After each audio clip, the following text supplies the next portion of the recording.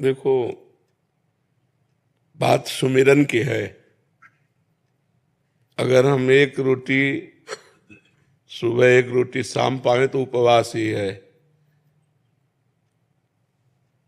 निर्जला रहकर कै दिन भजन कर लोगे?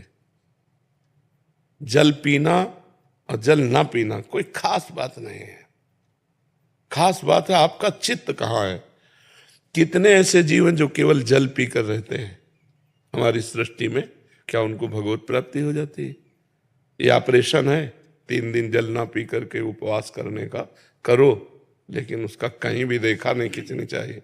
कितने ऐसे जीव जो मिट्टी खाकर जीते हैं, कितने ऐसे जीव जो फल पाकर जीते हैं, कितने ऐसे जीव सृष्टि में जो वायु पीकर रहते हैं, कितने ऐसे जीव हैं जो नपुंसक हैं, कभी भोग ही नहीं करते हैं। क्या इनको भगवत प्राप्ति हो जाती है? जिसका चित्त भगवदाकार है उसको भगवत प्राप्ति हो जाती है। अब हमको देखना है मिताहार, सात्विक, भगवत प्रसाद, ये व्रत से भी बढ़कर है। मिताहार माने थोड़ा, अगर हम 4 रोटी खाते हैं तो 2 रोटी खाएं, और धर्म की कमाई, पवित्र भोजन और भगवान को अर्पित करके, और रोज भजन हो रहा है, सब कुछ हो रहा है। खास बात भजन है। अपने भी ये सब, पर बाद में जब समझ में आया तो चित्त वृत्ति का भगवान के चरणों में अर्पित करना गोपी जनों का सबसे बड़ा पद है हमारे भक्ति राज्य में। अगर भक्ति राज्य में कहीं भी किसी का पद दिया जाता है तो यथा ब्रज गोपिका नाम, जैसे ब्रज की गोपिकाएं, ऐसा प्रेम कहीं नहीं देखा गया। बड़े बड़े महाभागवतों ने इन्हीं का अनुसरण किया है। जैसे महाप्रभु चैतन्य देव तो गोपी प्रेम की भावना में डूबे हुए, हा कृष्ण हा प्रीतम, तो यथा ब्रज गोपिका नाम। अब गोपिकाओं की दिनचर्या देखिए, सुबह उठती हैं, गौएं धोना है, घर लीपना है, भोजन बनाना है, पति पुत्र आदि को पवाना, पूरा एक गृहस्थी की नारी जैसे करते हैं, भागवत में लिखा हुआ है, वही है दिनचर्या। अंतर क्या है? उनको परमहंसों ने भी पूजा क्यों? क्योंकि एक एक चित्त वृत्ति श्री कृष्ण के लिए है। क्रियाएं बाहरी संसारी हैं, श्रृंगार संसारी है, लेकिन अंदर का अनुराग श्री कृष्ण से है। मुरारी पादार्पित चित्त वृत्ति, एक एक वृत्ति, जैसे समुद्र में तरंगे उठती हैं ऐसे चित्त में वृत्तियां उठती रहती हैं। हमारी हर वृत्ति संसारिक उठती है, और अगर हर वृत्ति भागवतिक होने लगे, बस यही साधना का लक्षण है, चित्त वृत्ति भागवती को होने लगे। दुर्वासा जी दूब का रस केवल पीते हैं। अम्बरीश जी चक्रवर्ती सम्राट है, नवीन नवीन रानियां, हर भोग हर सामग्री। दुर्वासा जी तप में अहम है। अम्बरीश जी कृष्ण सावई मना कृष्ण पदारविंदयो, भगवान के चरणों में। तो जब भगवान की सभा में देवर्षि नारद जी ने गान किया कि मृत्यु लोक में इस समय सर्वश्रेष्ठ महान भक्त श्री अम्बरीश जी महाराज, तो दुर्वासा जी को जलन हुई कि वो चक्रवर्ती सम्राट, अच्छी पोशाक पहनता है, सिंहासन पर बैठता है, रानी है, प्रजा है, सुख वैभव है, हमारा नाम क्यों नहीं लिया गया? दूब का रस पीता हूं, वलकल की लंगोटी लगाता हूं, महान तप से संलग्न हूं, देखता हूं कैसा अम्बरीश है। अब उनको अपराध ढूंढने में तो कोई मिला नहीं। द्वादशी पारायण का समय जा रहा था, तो ब्राह्मणों से पूछा, विद्वानों से, ब्रह्म ऋषियों से, तो उन्होंने बताया भगवान का चरणामृत जलपान कर लेना, पारायण भी माना जाएगा और अतिथि सत्कार में कोई विघ्न भी नहीं होगा, क्योंकि आपने अतिथि दुर्वासा जी को किया है। वो पान ही किए, बस आ गए। दुर्वासा जी को तो दोष देखना था। उनका बहुत बड़ा तू भगत बनता, अभी मैं तुझे दंड देता हूं, और भारी क्रोध करके उन्होंने कृत्या प्रकट कर दी मारने के लिए। अम्बरीश जी ऐसे ही खड़े रहे। दैन्यता की मूर्ति भगवान के सुदर्शन चक्र ने प्रकट होकर कृत्या को नष्ट किया और त्रिभुवन में दौड़ाया दुर्वासा जी को। दौड़ाया नहीं तो भस्म तो 1 मिनट में कर देते, दौड़ाया, केवल भक्त है ना भगवान के, दौड़ाया। अब वो भगवान ब्रह्मा जी ने कहा हरि का सुदर्शन चक्र, हमने शिव जी ने कहा ये तो भगवान का नित्य पार्षद सुदर्शन, इससे वो भगवान की शरण में जाओ।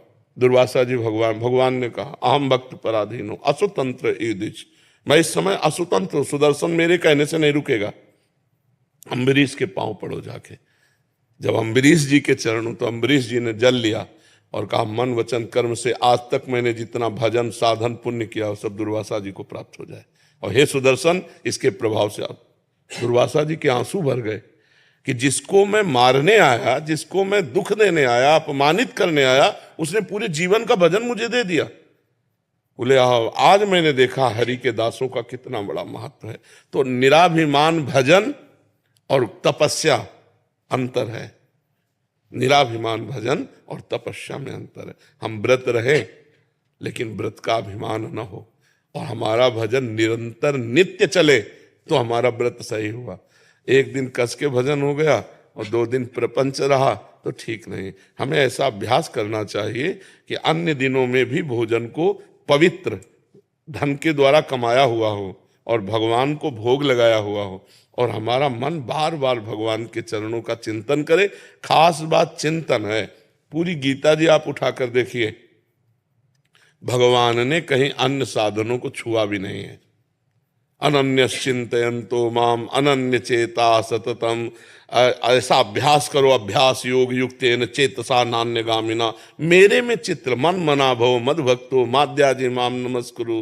भगवान कहते मयि एव मन आधत्स्व मयि बुद्धिम निवेश है, मेरे में मन लगा दो, मेरे में बुद्धि लगा दो। खास बात यह है।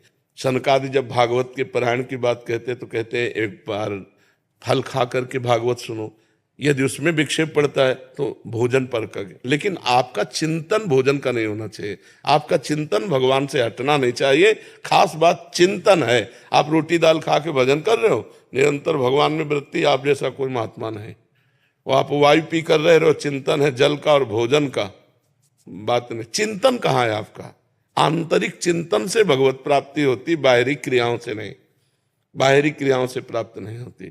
बाहरी क्रियाओं का तो कभी कभी अहम भी जागृत हो जाता है कि मैं निर्जला रहता है, तो वो जो मैं निर्जला रहता हूं ये भगवत प्राप्ति में बाधा पहुंचा देगा। एकदम दैन्य। यही दरबार याद भी नहीं आनी चाहिए। यही दरबार दीन को आदर रीति सदा, प्रभु में किसी योग्य नहीं। इसीलिए कहा सुनेरी मैंने निर्बल के बल राम, अपबल तपबल, ये तप बल और बाहुबल, चौथो बल है दाम, सूर किशोर कृपाते सब बल हारे को हरि नाम, सुनेरी मैंने निर्बल के बल। हम ये नहीं कहते निर्जला न रहो, लेकिन जिस दिन जैसे वैसे भजन होता है ऐसे रोज भजन होना चाहिए। कैसे हो? अल्पाहार, पवित्र आहार, और हमारा चिंतन जाए प्रभु की तरफ। हमारा चिंतन निर्जला की तरफ न जाए, हमारा चिंतन प्रभु में हो। सो सब धर्म कर्म जरि जाओ, जहां न राम पद पंकज भाव। वो धर्म कर्म में आग लगे यदि भगवान का चिंतन न हो। भगवान का चिंतन हो रहा है, सब ठीक हो रहा है। मंगल भवन है भगवान, अमंगलहारी है, उनका चिंतन हो रहा, सब मंगल हो रहा है। ठीक है, हर समय भजन की वृत्ति बने, इसलिए पवित्र आहार और थोड़ा आहार। आप देखो, एक रोटी पाके, 4 रोटी की भूख है, 1 रोटी पाओ, आधा पेट पानी से भरो और चिंतन करने का अभ्यास करो, तो देखो आपका चित्त भगवान में लगा रहेगा। और 4 रोटी पाने तो 4 रोटी पाए, ऊपर से पानी फिर वायु, तो बस पचाने में सारी ऊर्जा लग जाएगी, भजन में नहीं लगेगी। अल्पाहार, भजन के लिए अल्पाहार अति आवश्यक।